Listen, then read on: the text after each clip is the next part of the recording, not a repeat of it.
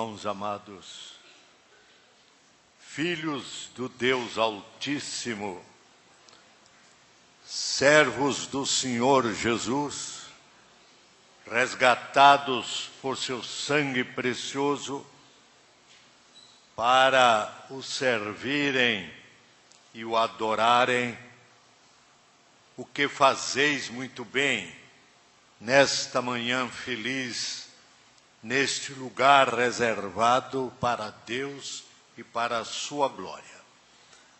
Graça e paz. Deus conosco em nosso coração e em nossa mente, falando-nos da sua parte a mensagem de que precisamos nesta manhã. Convido, pois, a todos os irmãos e amigos a abrirem comigo as suas Bíblias no Evangelho de Jesus Cristo, nosso Senhor, conforme escreveu o evangelista João, no capítulo 1. Leremos de modo alternado os versos de 1 a 14. Eu quero pedir ao presbítero Paulo César Gonçalves a gentileza de conduzir a congregação na leitura alternada desse texto de João, capítulo 1, versículos de 1 a 14. E convido os amados irmãos para que de pé nos alternemos com o nosso presbítero. No princípio era o Verbo, e o Verbo estava com Deus, e o Verbo era Deus. Ele estava no princípio com Deus. Todas as coisas foram feitas por ele, e sem ele, nada do que foi feito se fez. A vida estava nele, e a vida é a luz dos homens. E a luz resplandece nas trevas, e as trevas não a compreenderam. Houve um homem enviado por Deus, cujo nome era João. Este veio para testemunho, para que testificasse da luz, para que todos crescem por ele. Ele não era a luz, mas veio para que testificasse da luz. Ali estava a luz verdadeira, que alumia a todo homem que vem ao mundo. O Verbo estava no mundo foi feito por intermédio dele, mas o mundo não o conheceu. Veio para o que era seu, e os seus não o receberam. Mas a todos os quantos receberam, Deus o fez ser feitos filhos de Deus, a saber, aos que creem no seu nome. Os quais não nasceram do sangue, nem da vontade da carne, nem da vontade do varão, mas de Deus. E o Verbo se fez carne e habitou entre nós, cheio de graça e verdade, e vimos a sua glória como unigênito do Pai. que o Santo Espírito de Deus, que dos céus inspirou esta palavra, a aplique com poder e graça ao nosso coração. Assentai-vos, irmãos, e num instante de silêncio, curvando a nossa fronte, peçamos ao Senhor a graça, a iluminação, para entendermos bem o recado da sua palavra. Oremos em silêncio. Senhor, acabamos de ler uma porção da tua palavra bendita, cujas lições ricas, benfazejas e eternas queremos assimilar. Por isso te pedimos que no poder do teu Espírito Santo fales agora ao nosso coração. Fala, Deus, meu Senhor. Toca-nos com o fogo do altar. Fala, Deus, meu Senhor. eis-nos prontos ao teu mandar, em nome e para a glória de Jesus. Amém. A tríplice mensagem do Natal. Meu caro reverendo Cláudio Digníssimo, pastor auxiliar desta igreja,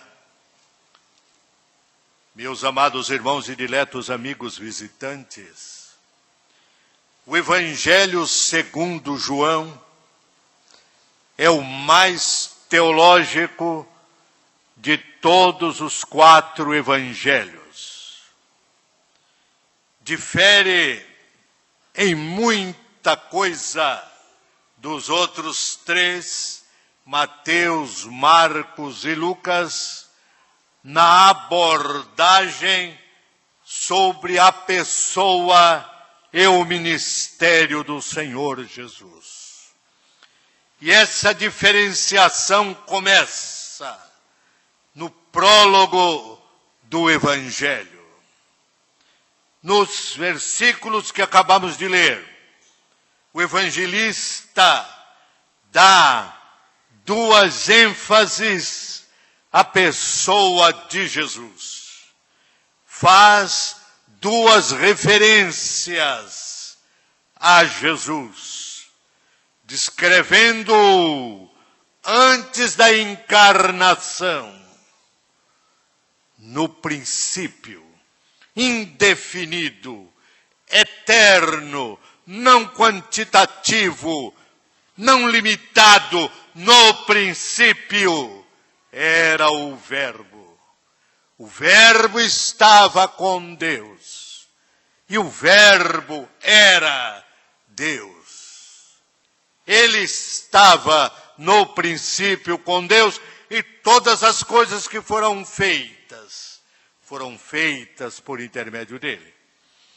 Esta é a primeira abordagem, a primeira referência a respeito de Jesus.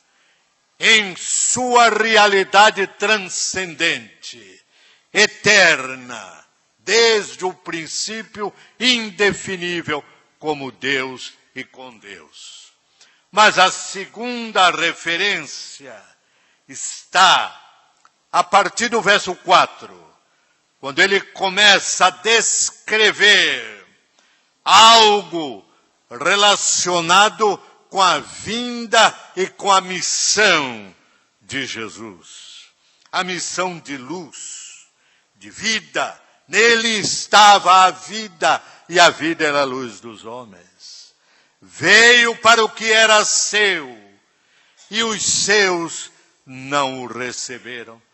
É agora a referência a Jesus após a encarnação. E nessa referência ele introduz a pessoa de João Batista, o arauto precursor, que viera para aplainar os caminhos, para preparar os corações, a fim de receberem a Jesus, o Verbo eterno, que uma vez encarnado no ventre da bendita Virgem Maria, haveria de ser a luz do mundo, o Salvador da humanidade. Mas, meus irmãos, encerrando estas 2 referências, como um corolário, como um coroamento da sua exposição, o evangelista arremata todo o seu pensamento profundamente teológico neste versículo 14. E neste verso 14 está toda a síntese do seu pensamento, do seu ensino. Estão 3 frases que sintetizam a nossa mensagem. As 3 frases constantes do versículo 14 dão bem a significação, a luz, a orientação para o nosso tema. a tríplice mensagem do Natal ou a tríplice mensagem da encarnação de Jesus. A primeira mensagem: o Verbo se fez carne. Esta, a primeira da tríplice mensagem da encarnação. O Verbo se fez carne. E temos aqui, meus irmãos, aquilo que podemos chamar de uma graciosa condescendência. Deus anui, Deus admite, concede descer das alturas dos céus para, encarnado entre nós, dar-nos a visão perfeita do seu amor e da sua misericórdia. Uma gloriosa condescendência. O Verbo se fez carne.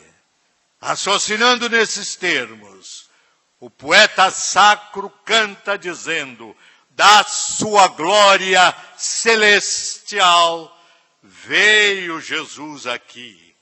A sua graça divinal fê-lo ao mundo vir. Imaginem os irmãos, é da glória celestial, é da grandeza excelsa dos céus, que o Filho de Deus, a segunda pessoa da Santíssima Trindade, desce a este mundo, numa graciosa condescendência.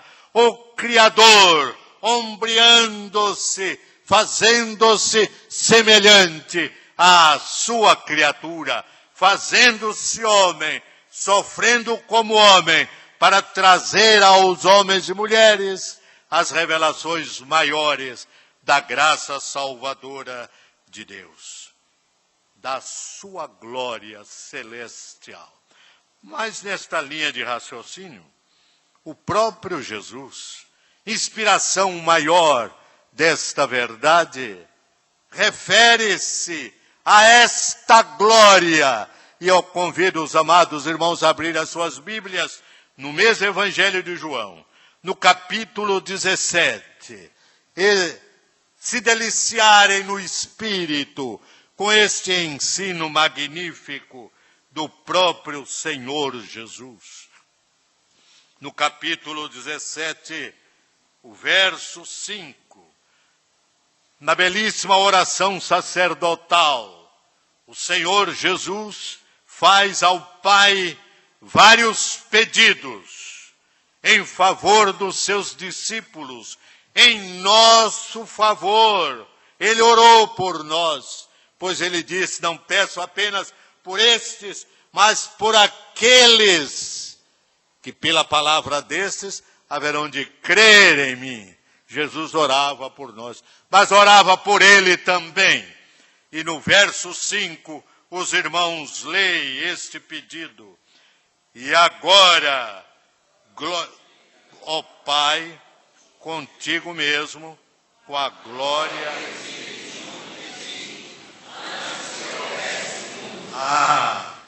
A glória que eu tive antes que houvesse mundo. Antes que o mundo existisse, ele, Jesus, já tinha com o Pai esta glória soberana, indefinida sim, porque sublime demais para a compreensão humana. Entretanto, é desta glória eterna, é desta glória infinita, é desta glória soberana que ele abre mão. A condescendência está aí. Ele abre mão e se faz homem, e se faz carne. No Verbo se fez carne. E o apóstolo São Paulo, o maior intérprete do cristianismo depois de Jesus Cristo, apreende no lampejo lampejo da inspiração divina esta verdade. E agora convido os amados irmãos a irmos à Epístola de Paulo aos Filipenses, para nos abeberarmos mais nesta fonte de inspiração divina a respeito desta verdade edificante e salutar. No capítulo 2 da carta de Paulo aos Filipenses, eu pedirei ao reverendo Cláudio a gentileza de nos conduzir em leitura alternada no texto de Filipenses, no capítulo 2, os versículos 5 a 8. Nos alternemos com ele.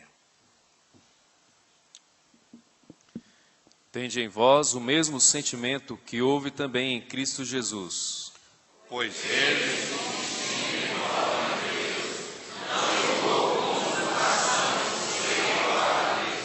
antes a si mesmo se esvaziou, assumindo a forma de servo, tornando-se em semelhança de homens, e reconhecido em figura humana,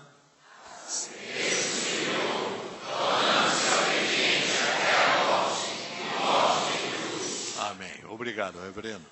Há dois verbos aqui para os quais desejo chamar a preciosa atenção dos irmãos. No verso 7 está o verbo esvaziar, na sua forma passiva. A si mesmo se esvaziou.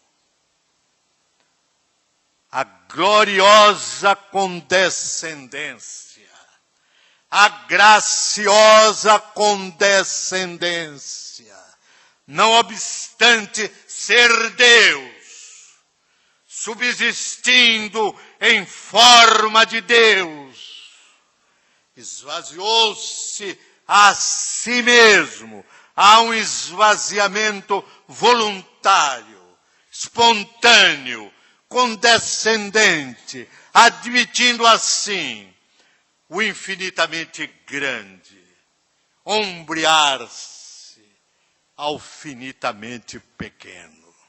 Sim, meus irmãos, isto contraria a toda lógica, porque o pequeno tornar-se grande é natural, é a lei da natureza.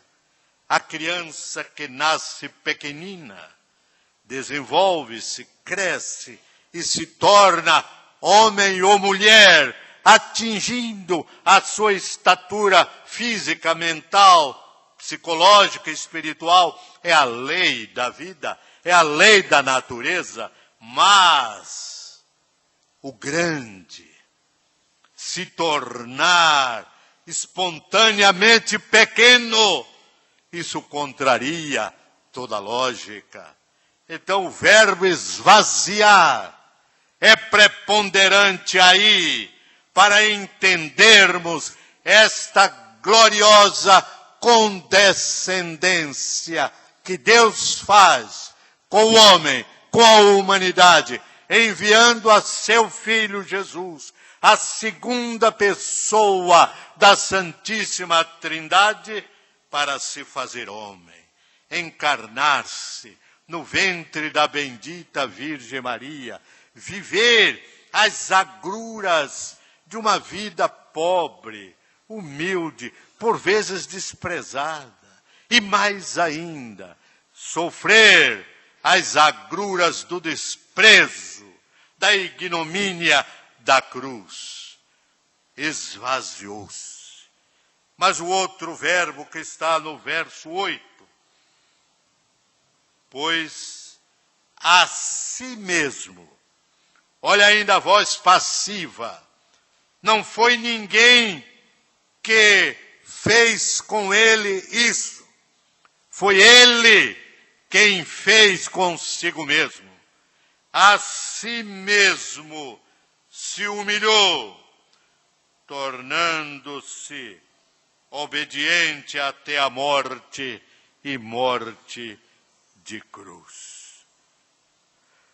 Uma graciosa condescendência, o Verbo se fez carne. É bom pensar que a grandeza ilimitada do amor de Deus o leva a essa transigência, a este abrir de mão de sua própria glória, o seu Filho bendito, o autor e consumador da nossa fé, o Verbo eterno, através do qual o universo admiravelmente grande ou o universo admiravelmente pequeno foi criado.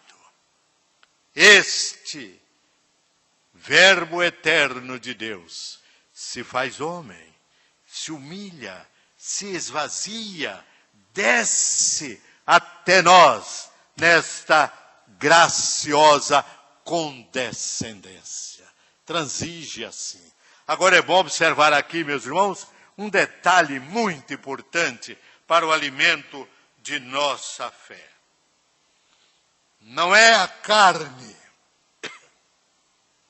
que se faz verbo.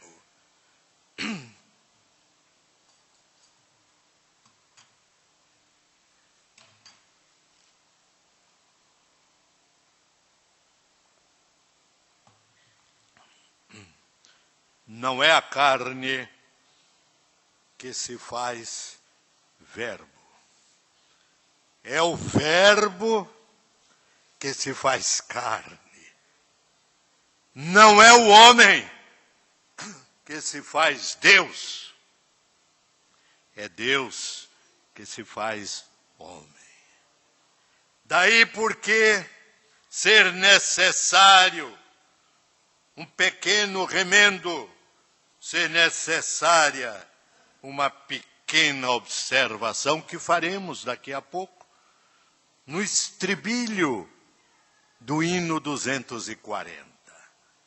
Na beleza desta poesia, no encanto desta teologia boa que está em todas as estrofes.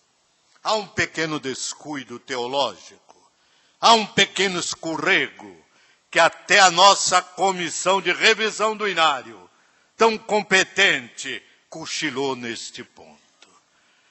Dando sempre glória a Deus e não dando glória ao homem Deus. O estribilho do hino 240 diz: exultai, ó terra e céus, dando glória ao homem Deus. Não existe homem Deus. Existe Deus homem. Porque não foi a carne que se fez verbo, foi o verbo que se fez carne. Gloriosa condescendência. O abrir de mão das suas prerrogativas soberanas para se esvaziar, se humilhar e se tornar obediente até a morte e morte de cruz. Esta é a primeira mensagem da encarnação ou do Natal. E o Verbo se fez carne.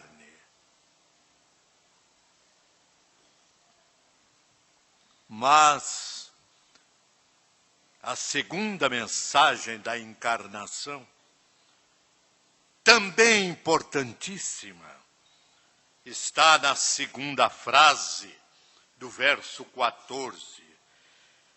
E habitou entre nós. E habitou entre nós. Aqui nós temos a proclamação de uma realidade histórica. Jesus não é uma quimera. Jesus não é uma lenda. Jesus não é uma ideia que se perdeu nos desvãos da história. Jesus é uma pessoa real. Jesus de Nazaré veio a este mundo, sim, não como um dado filosófico, não como uma premissa filosófica, mas veio a este mundo como uma pessoa real, concreta, tão homem quanto qualquer um de nós, e tão Deus como sempre foi. O mistério está aqui, em a natureza hipostática do Senhor Jesus. A sua dupla natureza jungida, unida numa só pessoa. Ele era Deus e ele disse: quem me vê a mim, vê ao Pai, porque eu e o Pai somos um. Mas ele era também homem, tão humano, que deita no tombalilho do barco e no baloiçar das ondas concilia um sono profundo.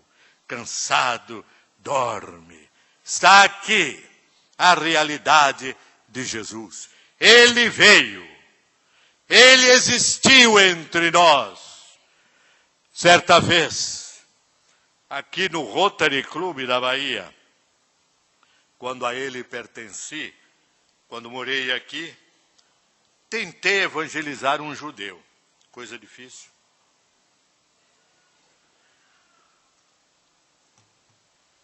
Meu companheiro de Rotary, meu amigo, um grande comerciante aqui na Baixa do Sapateiro, numa grande loja de móveis, o Jaime Saponic.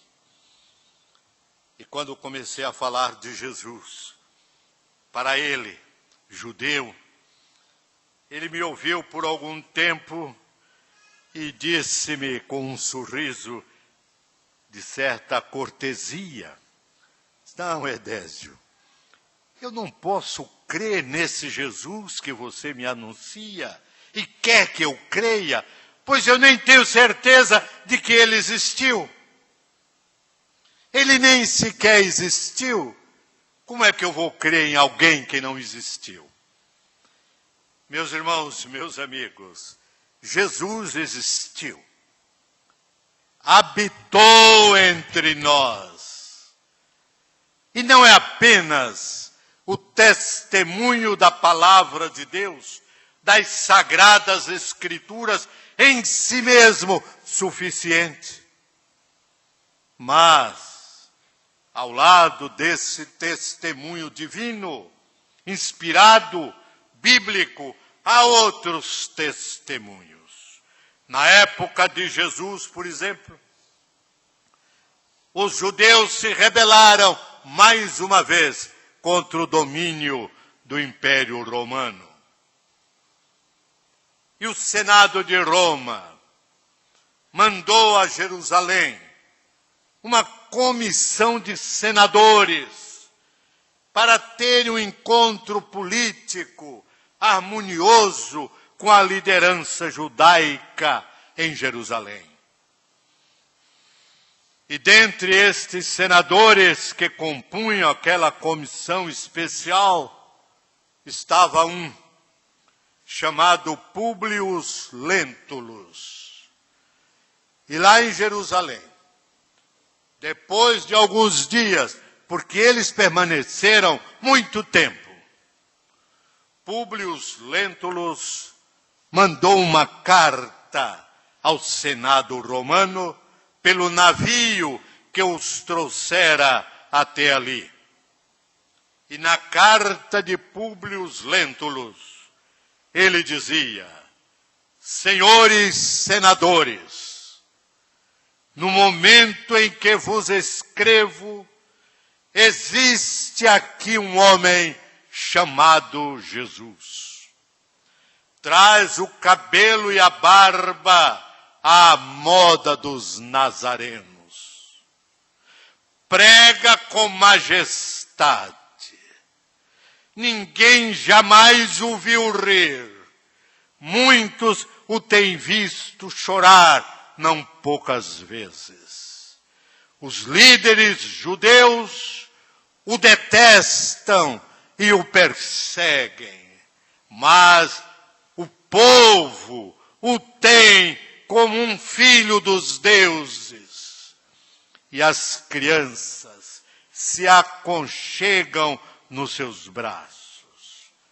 E prossegue Públio Lentulus, descrevendo a pessoa de Jesus, contemporâneo dele, Públio Lentulus, na história de Israel, naquele momento especial.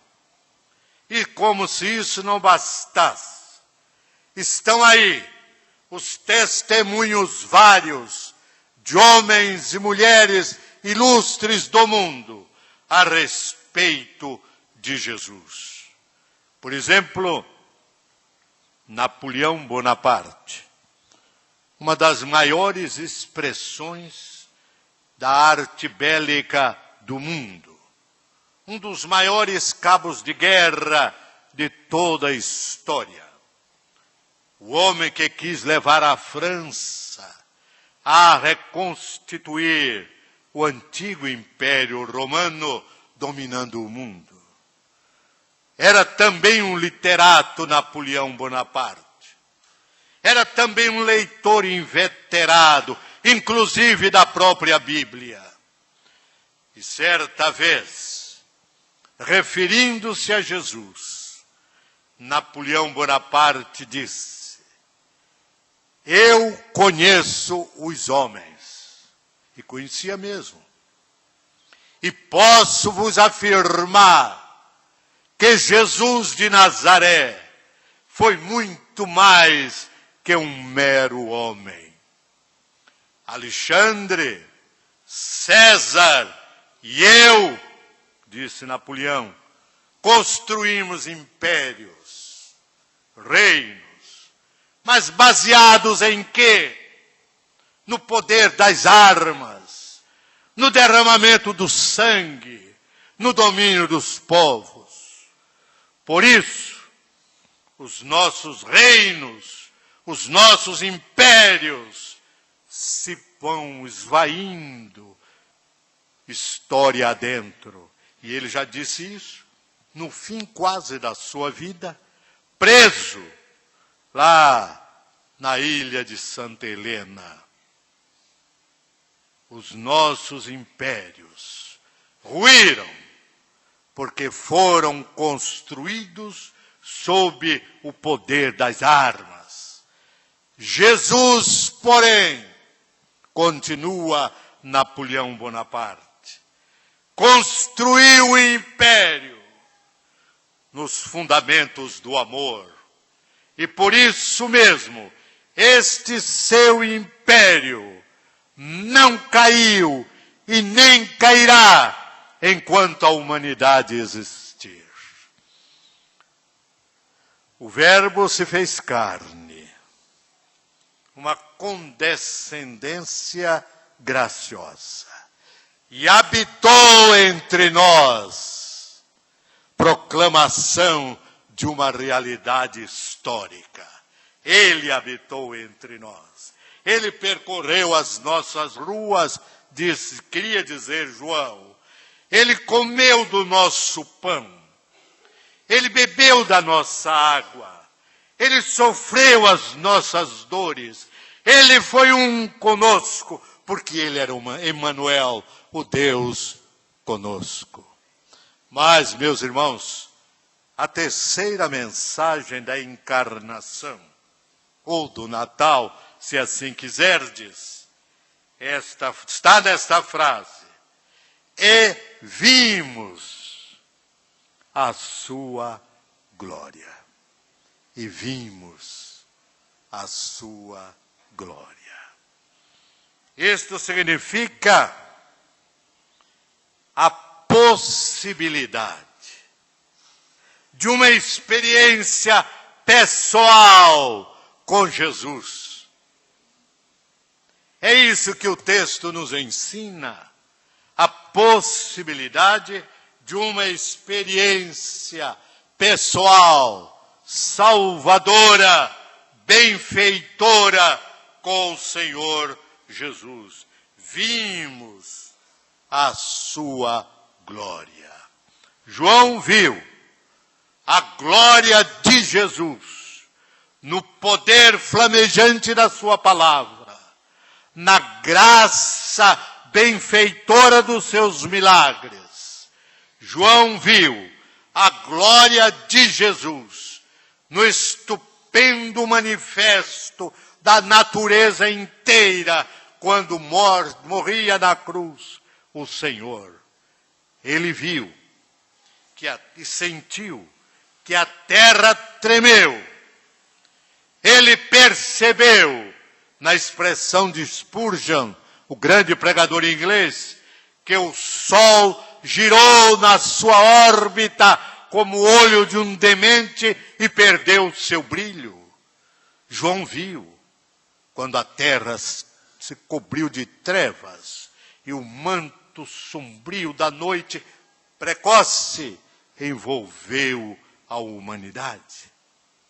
Era a manifestação da glória daquele que viera numa atitude espontânea de esvaziamento, descendo ao nadir da miséria humana para elevar o homem e a mulher às culminâncias da glória divina.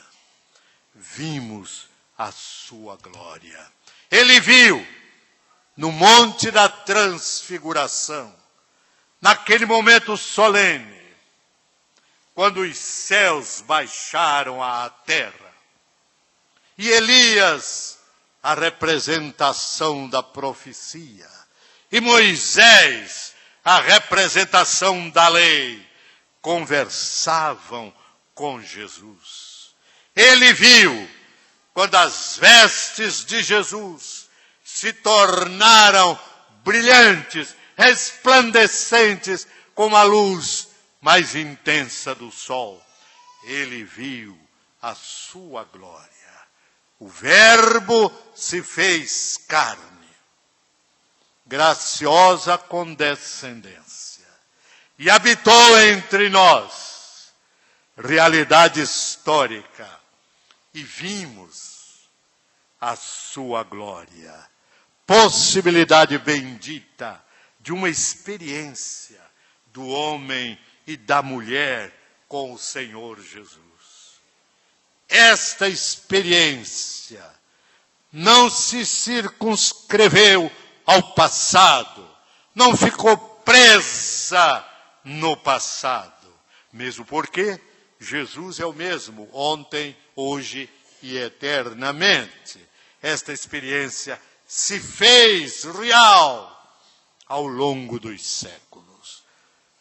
Primeiro registro de uma experiência estupenda com Jesus é a de Saulo de Tarso, arqui-inimigo de Jesus, perseguidor sangue sedento da igreja, indo a Damasco, capital da Síria, para arrastar às prisões todos aqueles homens e mulheres que invocassem o nome de Jesus.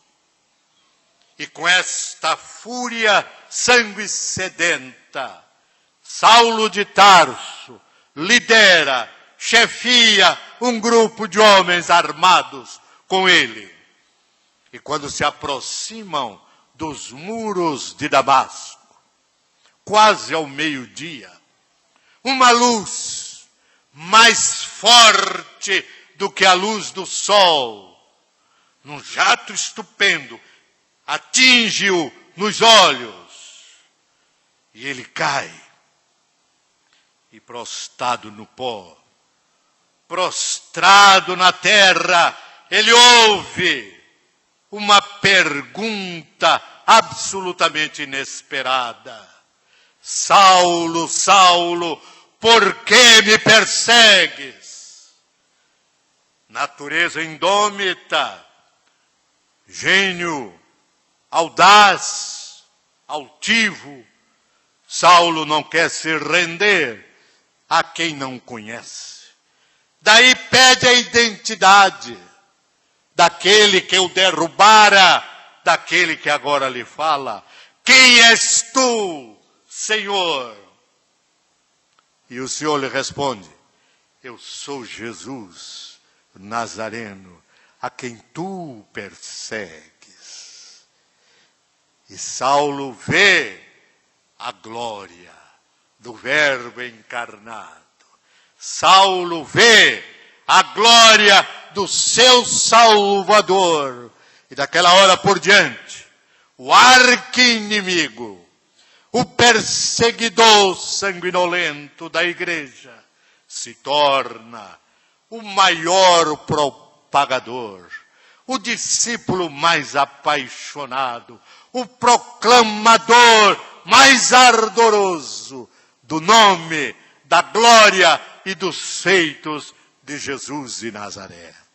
Era a possibilidade de uma experiência pessoal com Jesus. Vimos a sua glória. Mas não ficou limitada àqueles tempos primeiros. Primeiro século da igreja.